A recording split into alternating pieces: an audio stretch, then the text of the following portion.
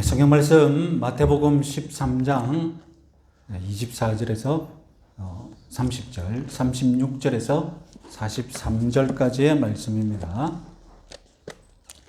우리 다 같이 한 목소리로 읽겠습니다.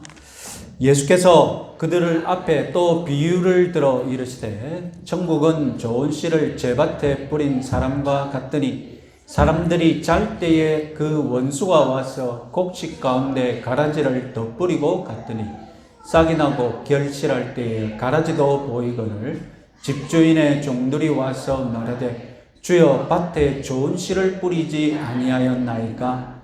그런데 가라지가 어디서 생겼나이까? 주인이 이르되 원수가 이렇게 하였구나. 종들이 말하되 그러면 우리가 가서 이것을 뽑기를 원하시나이까? 주인이 이르되 가만두라. 가라지를 뽑다가 곡식까지 뽑을까 염려하노라. 둘 다 추수 때까지 함께 자라게 두라. 추수 때에 내가 추수꾼들에게 말하기를 가라지는 먼저 거두어 불사르게 단으로 묶고 곡식은 모아 내 곡간에 넣으라. 이에 예수께서 무리를 떠나사 집에 들어가시니 제자들이 나와 이르되 밭의 가라지의 비유를 우리에게 설명하여 주소서. 대답하여 이르시되 좋은 씨를 뿌리는 이는 인자요 밭은 세상이요 좋은 씨는 천국의 아들들이요 가라지는 악한 자의 아들들이요 가라지를 뿌린 원수는 마귀요 추수 때는 세상 끝이요 추수꾼은 천사들이니 그런즉 가라지를 거두어 불에 사르는 것 같이 세상 끝에도 그러하리라. 인자가 그 천사들을 보내리니 그들이 그 나라에서 모든 넘어지게 하는 것과 또 불법을 행하는 자들을 거두어내어 풀무불에 던져 넣으리니 거기서 울며 이를 갈게 되리라. 그때에 의인들은 자기 아버지의 나라에서 해와 같이 빛나리라. 귀 있는 자는 들으라. 아멘.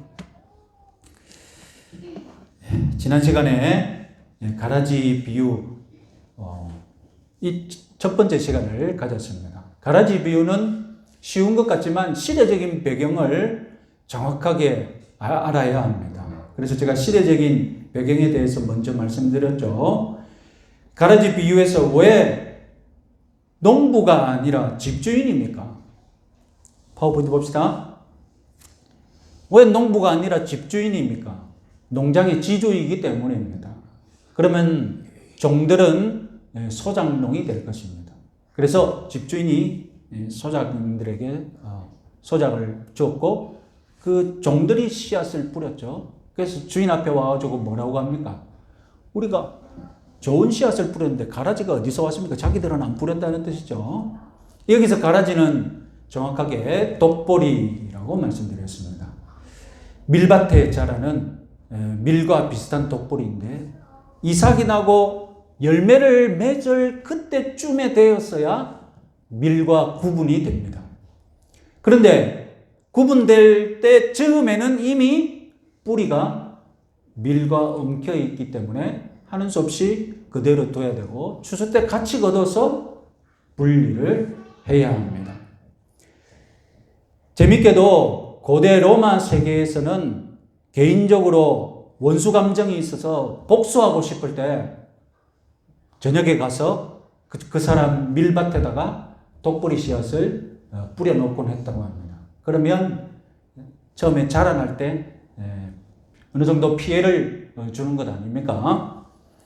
그래서 법으로 엄히 다스린다고 법으로 금지해놓기까지 했다고 합니다. 그래서 씨 뿌린 종들은 씨 뿌린 사람의 정체를 모르는데 집주인은 어떻습니까? 집주인은 뭐라고 합니까? 원수가 뿌렸구나. 자기에게 나쁜 감정이 있는 사람 딱 눈치채고 알고 있는 거예요. 원수가 뿌렸구나.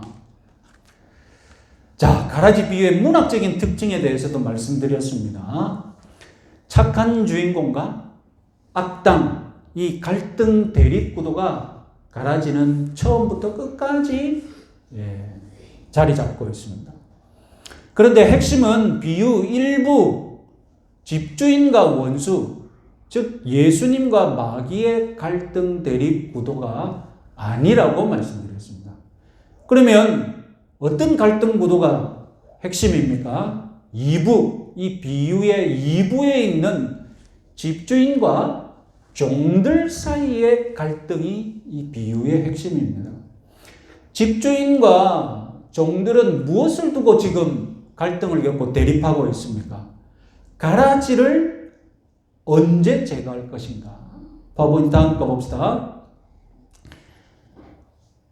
가라지 제거 시기를 두고 지금 대립하고 있습니다. 가라지가 곡식에게 끼칠 해악에 대해 종들이 전망하는 것과 주인이 전망하는 것이 다른 겁니다. 완전히 다른 겁니다. 종들은 가라지를 당장 뽑고 싶어 합니다. 가라지가 곡식에게 크게 피해 줄 것으로 전망했기 때문입니다.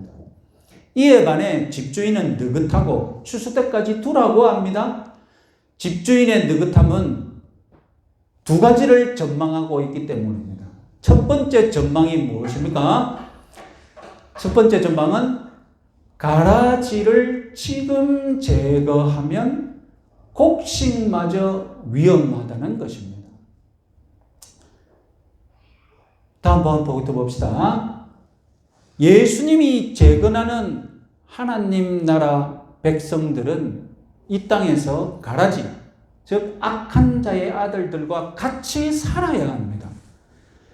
우리 성도들은 복음과 함께 고난을 받으면서 천국의 복음을 누려야 합니다.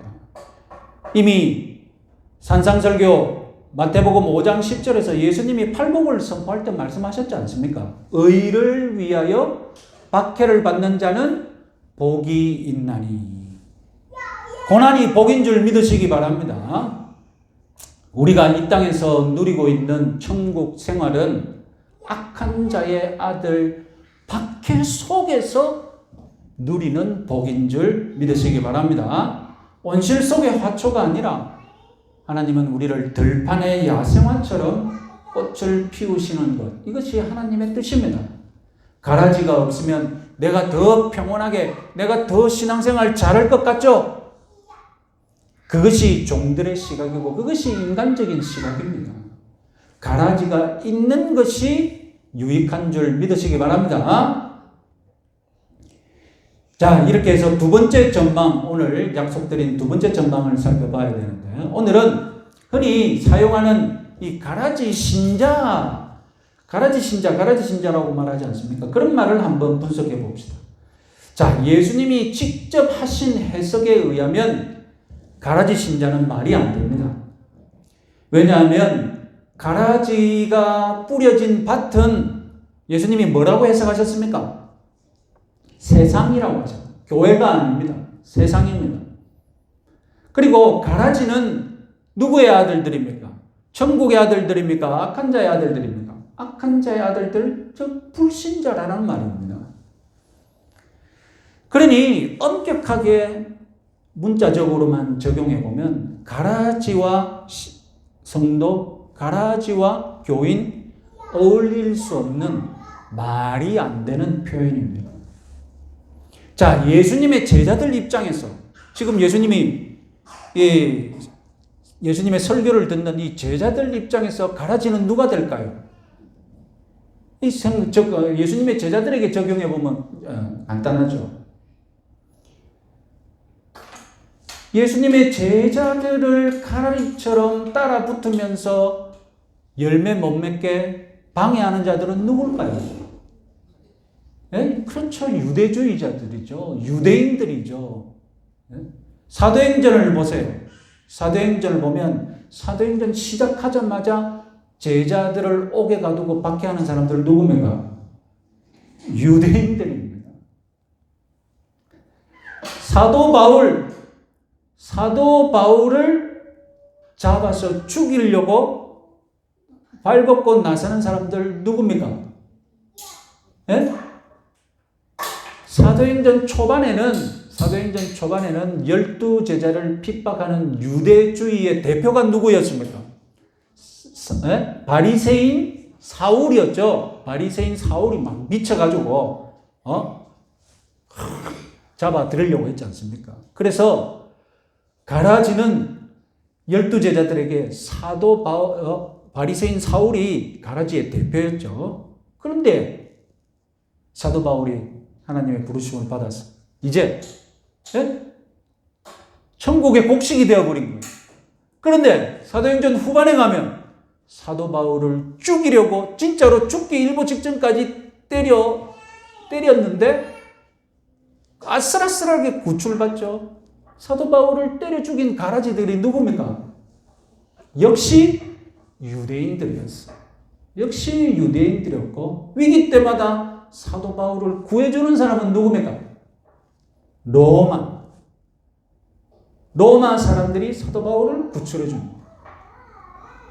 그러니까 여러분, 예수님이 말씀하셨던 가라지의 정체, 이것은 듣는 사람마다 다르겠죠? 듣는 사람마다 다를 겁니다. 그러나 적어도 제자들에게,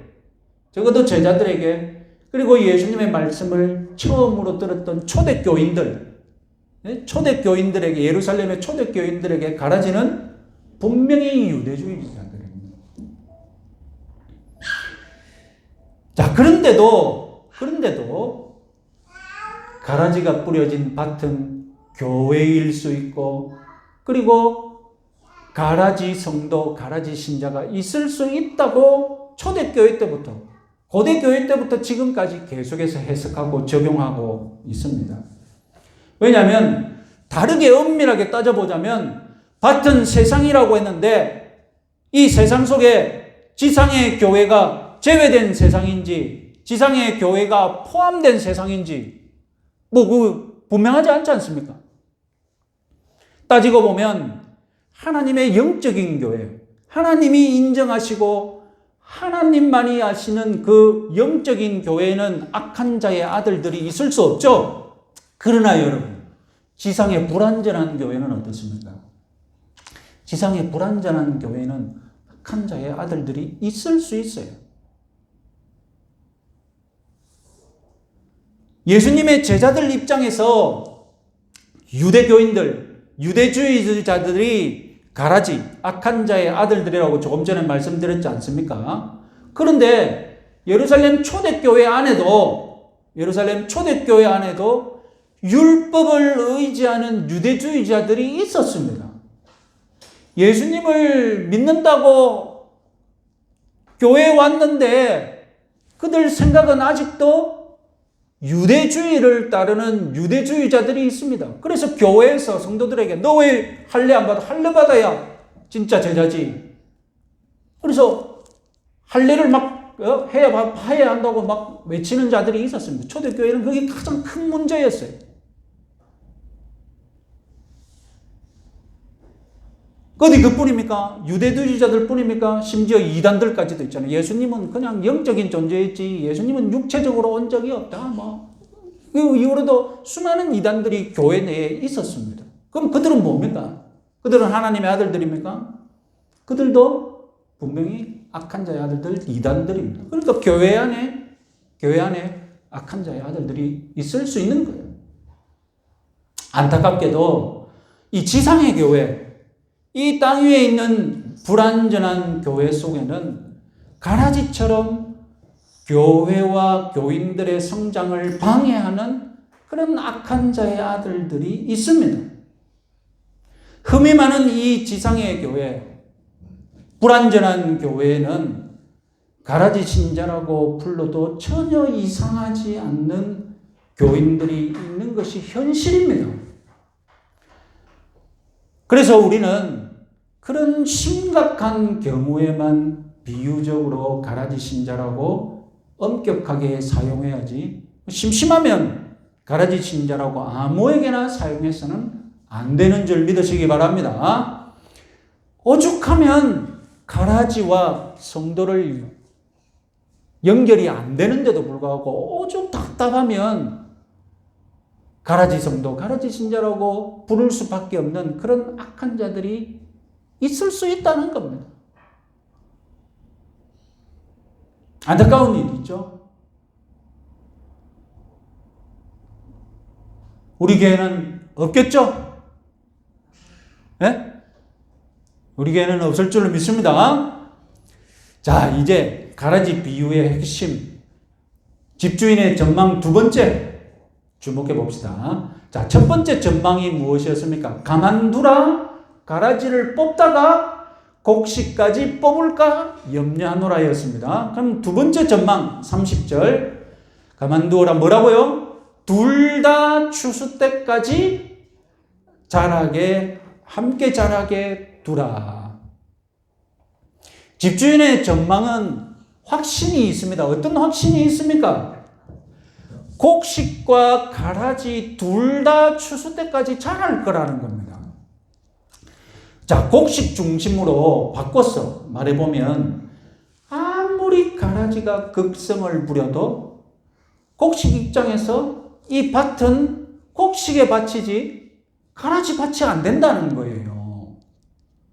무슨 말씀인지 아시겠습니까? 주인 입장에서 아무리 가라지가 극성을 부려도 이 밭은 주인이 심은 곡식의 밭이지 가라지 밭이 안 되는 거예요. 그래서 집주인은 추수 때까지 두라. 내가 추수할 게 있다. 아무리 가라지가 활개를 치고 다녀도 자신이 심은 좋은 씨앗들은 추수할 때 추수할 곡식이 되어 있다는 것을 주인은 확신하고 있는 거예요. 만일 그런 확신이 없다면, 손해가 생긴다면, 가라지가 극심할 것이라면 주인들에게, 종들에게 뭐라고 했겠습니까? 그래, 당장 가서 뽑으라 했겠죠. 자, 여러분, 생물학상으로 분명히 가라지 때문에 곡식이 자랄 때에 피해를 입을 것입니다. 그래서 원수가 가라지를 뿌리는 거예요. 독보리를 뿌리는 거예요. 그러나 예수님의 천국 비유 속에서 영적으로 가라지 때문에 죽어가는 곡식은 지금 1절 언급하지 않습니다. 이 비유 속에 가라지가 피해를 주고 있다 그런 말 없습니다. 뭐냐면 하나님의 나라 농사에는 곡식이 항상 가라지를 이기기 때문입니다. 왜냐하면 전지전능한 하나님께서 자신이 심으시고 키우신 성도들을 지키고 있기 때문입니다. 하나님이 왜 심으셨습니까? 말라 죽게 내버려 두게 하려고 심으셨습니까? 자신의 소득을 줄이는 농부가 어디 있습니까? 한 알이라도 더 결실을 보려고 애쓰는 것이 농부의 심정 아닙니까? 인간의 농부가 이러할텐데 하늘에 계신 전지전능하신 농부는 어떻겠습니까? 심지어 우리를 위하여서 자기 아들을 희생까지 하셨는데, 하나님은 좋은 열매를 거두기 위해 좋은 씨앗을 심으신 줄 믿으시기 바랍니다. 하나님의 목적이 그러하다면 하나님은 자신의 목적을 틀림없이 이루실 것입니다. 하나님이 심고 거두기로 계획한 수확량 한 알이라도 빠짐없이 다 수확하실 줄 믿으시기 바랍니다. 자, 여러분, 이런 영적인 사실을 우리 칼빈주의 신학에서는 성도의 견인이라고 이렇게 표현했습니다. 성도의 견인. 이것은 무슨 말이냐? 하나님의 능력으로 참된 성도는 기필코 견디고 인내하여 승리하고 만다는 것입니다.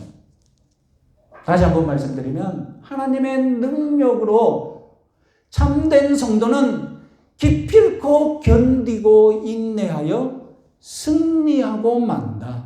이것이 성도의 견인이라는 그런 교리입니다.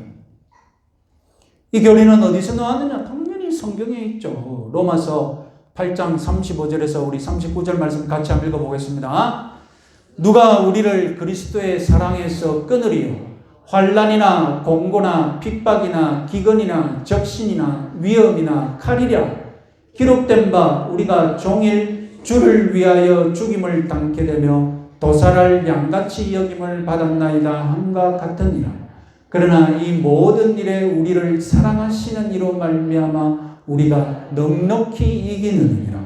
내가 확신하노니 사망이나 생명이나 천사들이나 권세들이나 현재의 일이나 장래의 일이나 능력이나 높음이나 깊음이나 다른 아무 피조물이라도 우리 주 예수 그리스도 예수 안에 있는 하나님의 사랑에서 끊을 수 없으리라. 로마서 8장은 가라지, 이 악한 자의 아들들이 성도들에게 무슨 짓을 한다고 지금 고발하고 있습니까? 환난, 곤고, 핍박, 기근, 적신, 빨가벗겨내는 것, 칼, 이런 것들로 가라지가 곡식을 공격한다고 가라지가 이깁니까? 우리가 넉넉히 이기느니라. 성도가 넉넉히 이긴다고 하잖아요. 집주인이 넉넉히 지금 말하잖아요. 추수 때까지 두라.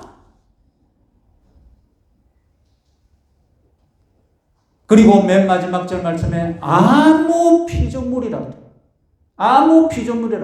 악한 자의 아들들이라도 우리 주 예수 그리스도 안에 있는 하나님의 사랑에서 끊을 수 없으리라. 성도들이 견디고 인내하여서 결국 승리한다는 것입니다.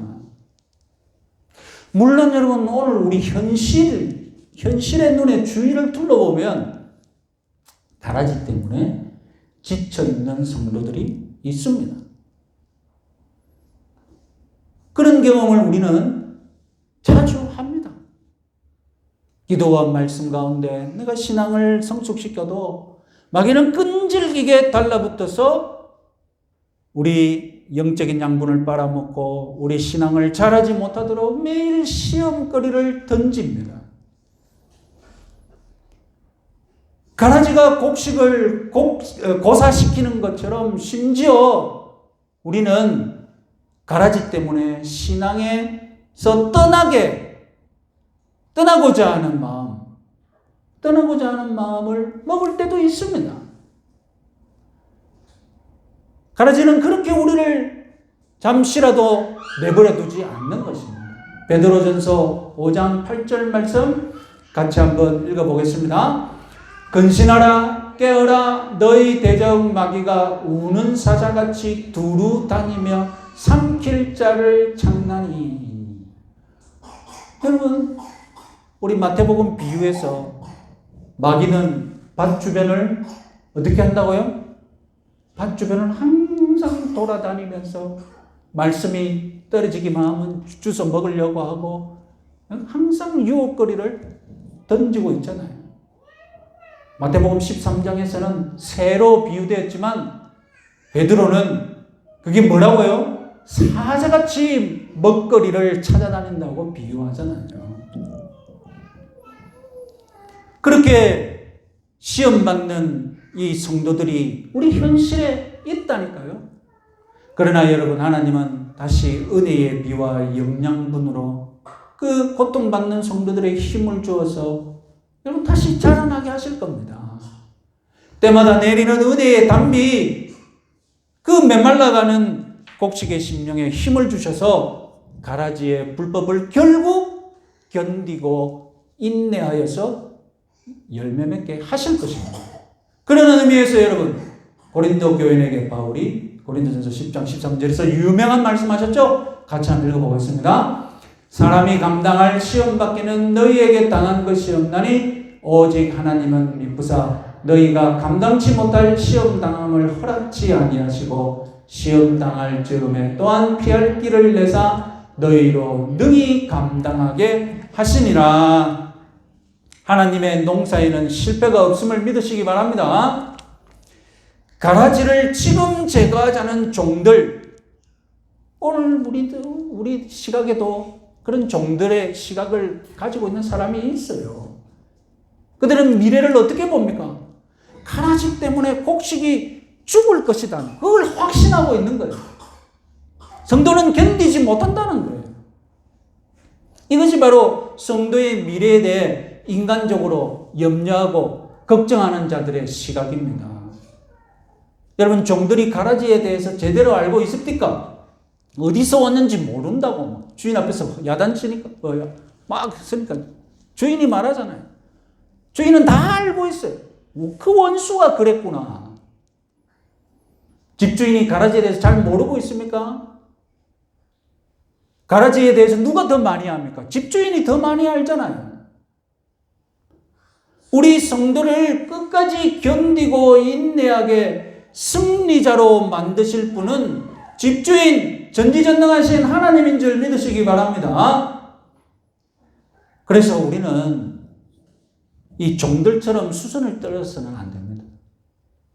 어리석은 자죠. 왜 곡식을 당장 거두자고 합니까?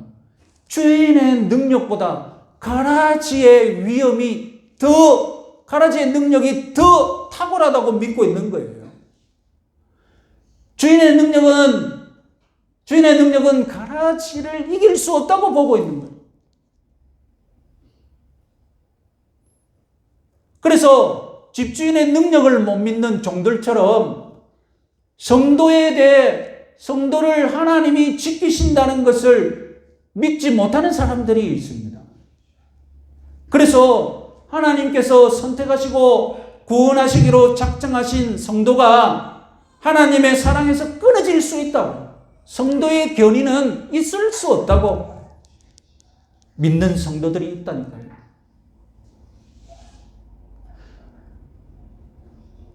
우리 개신교 중에서도 아까 로마서 8장 본문을 읽었는데도 성도는 하나님의 사랑에서 끊어질 수 있다고 믿는 성도들이 있다니까요. 그런 교회와 그런 전통을 가진 교단이 있다니까요. 여러분, 이것은 단지 교리 문제가 아닙니다. 어떤 하나님을 믿느냐의 문제죠. 어떤 교리를 선택하고 마느냐의 문제가 아니라 어떤 하나님을 믿느냐. 자기가 구원해놓고 그 성도를 끝까지 지키시는 하나님을 믿을 것인가? 아니면 마귀에게 자기 성도를 뺏기고 마는 하나님을 믿을 것인가? 하나님에 관한 문제입니다. 어떤 하나님을 믿느냐에 관한 문제입니다. 우리 칼빈주의 신학이 대단해서 여러분, 고상해서 성도의 견인을 주장하는 것이 아닙니다. 어떤 하나님을 믿느냐? 우리 하나님이 그러니까. 우리 하나님이 성도를 넉넉히 지키시니까. 여러분은 어떤 하나님을 믿으실랍니까? 능력이 부족해가지고 마귀에게, 가라지에게 자기 백성을 빼앗기고 마는 그런 하나님을 섬기시겠습니까? 아니면 이 세상 어떤 피조물의 위협 속에서도 자기 성도를 끝까지 지켜내고 마는, 자기 성도를 끝까지 이기게 인도하시는 하나님을 믿으실랍니까? 종들처럼 믿지 못해 수선을 부리는 건 어리석은 일입니다. 하나님의 은혜를 바라보고 하나님의 능력을 의지합시다. 그래서 주인의 능력을 몰라서 불안에 떨며 수학에 확신이 없는 그런 종들처럼 신앙생활하면 무슨 재미가 있겠습니까? 내일 내가 가라지에게 죽을 줄 모르는데 그런 두려움 속에서 왜 신앙생활을 합니까? 우리도 집주인처럼 넉넉히 신앙생활하고 느긋하게 신앙생활하고 확신 가운데 신앙생활을 합시다. 우리의 확신은 어디에 달려 있습니까? 우리의 확신은 어디에 달려 있습니까? 하나님의 확신, 하나님의 넉넉함, 하나님의 느긋함에 있는 줄 믿으시기 바랍니다. 여러분 생각해 보면 우리가 언제부터 하나님께 관심이 있고 그런 신앙의 성장 열매, 그런데 우리가 관심 있는 존재였습니까? 그냥 무관심했고 하나님을 싫어했고 그냥 버려두면 멸망의 길로 갈 인생이었습니다. 그런데 하나님께서 먼저 찾아오셔서 다른 조건 안 보시고 무조건 우리를 사랑하셔서 자기 자녀 삼으셨잖아요. 그저 은혜로, 공짜로 하나님은 우리를 자기 밭에 곡식으로 심으신 것입니다. 우리가 어떤 조건으로 하나님 밭에 심겨졌다면, 우리가 가진 어떤 특별한 자질 때문에 하나님께서 귀히 보시고 자기 밭에 심으셨다면, 나는 끝까지 그 능력과 자격을 끝까지 지켜야 돼. 끝까지 지켜야 돼. 내가 어떤 그 능력과 자격, 그것을 내 힘으로 100배, 60배, 30배로 맺어야 돼. 왜냐하면 그래야만 내 하나님 밭에 심길 자격이 있으니까. 그런데 하나님은 그런 자격 보고 우리를 자기 밭에 심으신 것이 아니라니까요. 하나님은 그냥 은혜로, 공짜로, 기쁘신 대로 하나님 밭에 심으셨다니까요. 시작부터 하나님이 하신 일이라는 겁니다. 그러므로 하나님의 성품을 볼 때, 하나님의 하신 일을 볼 때, 하나님이 시작하셨으니 마무리도 누구 책임입니까? 하나님 책임인 줄 믿으시기 바랍니다. 그만큼 신실하신 하나님이신 줄 또한 확신하시기 바랍니다. 모든 것이 하나님께 달려 있습니다. 가라지 비유를 시작하는 24절 다시 한번 읽어봅시다. 24절, 예수께서 그들 앞에 또 비유를 들어 이르시되 천국은 좋은 씨를 제 밭에 뿌린 사람과 같으니. 여러분 24절 그냥 지나오면서 지나가 버리는데 재밌잖아요. 천국은 집주인과 같다는 거예요. 그렇잖아요. 다 거추장스러운 거 다 지워버리면 24절은 뭐라고 말합니까? 천국은 뭐라고요? 천국은 좋은 씨를 제 밭에 뿌린 사람, 집주인이잖아요. 천국은 집주인, 천국은 예수님, 천국은 주님, 천국은 하나님이라는 거예요.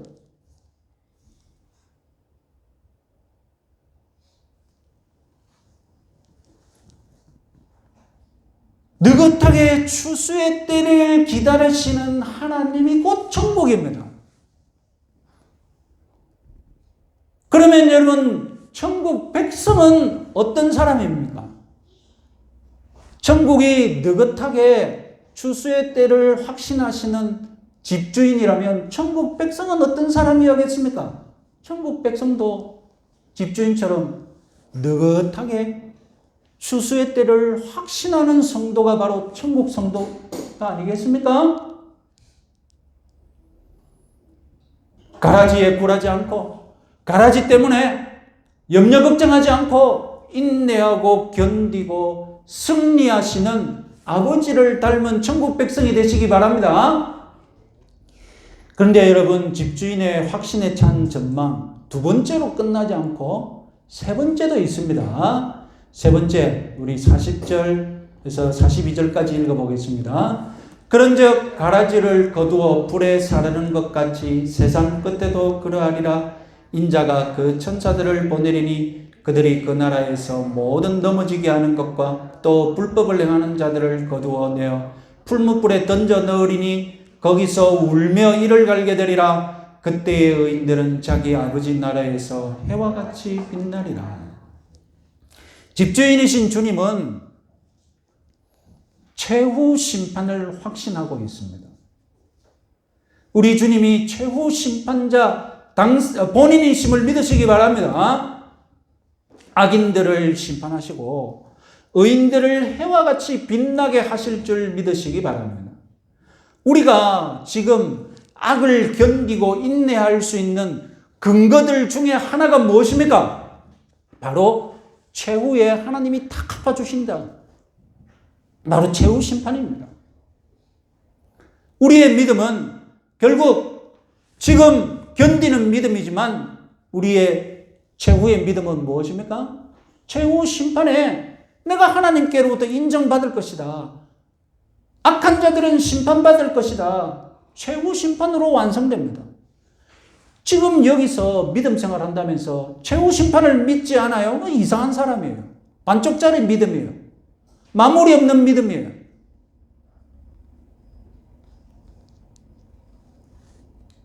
주님의 심판을 믿고 악을 견딜 수 있음을 믿으시기 바랍니다.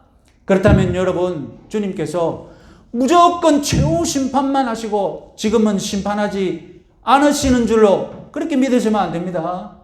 주님 심판하여 주십시오. 그러면 막 기도하면 아니다, 무조건 최후 심판으로 가야 된다. 그런 게 아니라는 것입니다. 지금 내가 간절히 기도드릴 때 지금 이거 막지 않으시면, 이거 심판하지 않으시면 안 된다고 주님이 판단하시면 최후 심판이 아니라 지금에도 심판할 수 있는 능력이 있는 줄 믿으시기 바랍니다.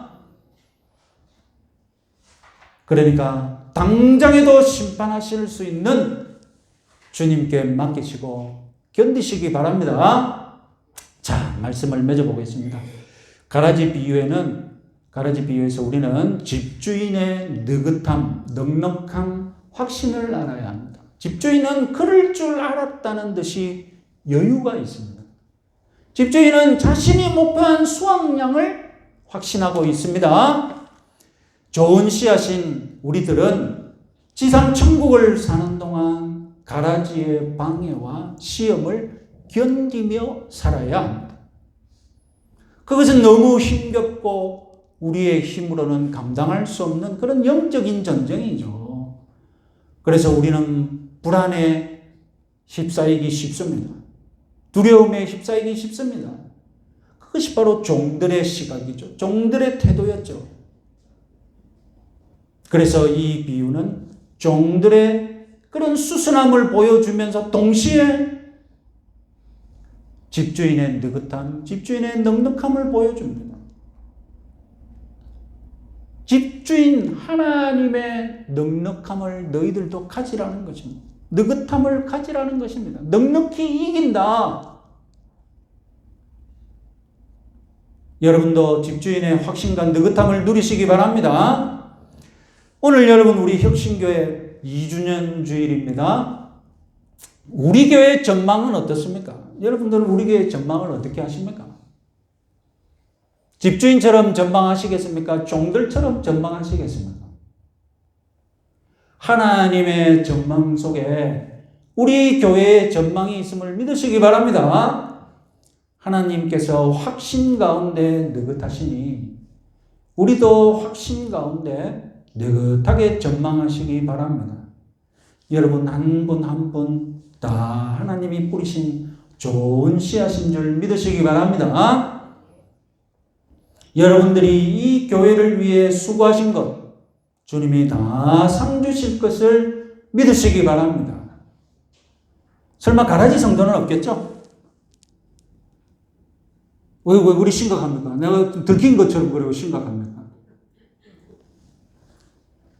여러분 하나님께서 좋은 밭을 준비해 주셨는데 이 혁신교회가 하나님이 만드신 그 좋은 밭의 일부인 줄 믿으시기 바랍니다. 그래서 이 밭에서 여러분 좋은 씨앗이 뿌려졌으니 하나님께서 여러분들 이 좋은 밭에서 100배, 60배, 30배의 결실을 맺어내는 그런 곡식으로 하나님이 키우실 것을 믿고 누리고 넉넉한 이런 신앙생활 하시기 바랍니다.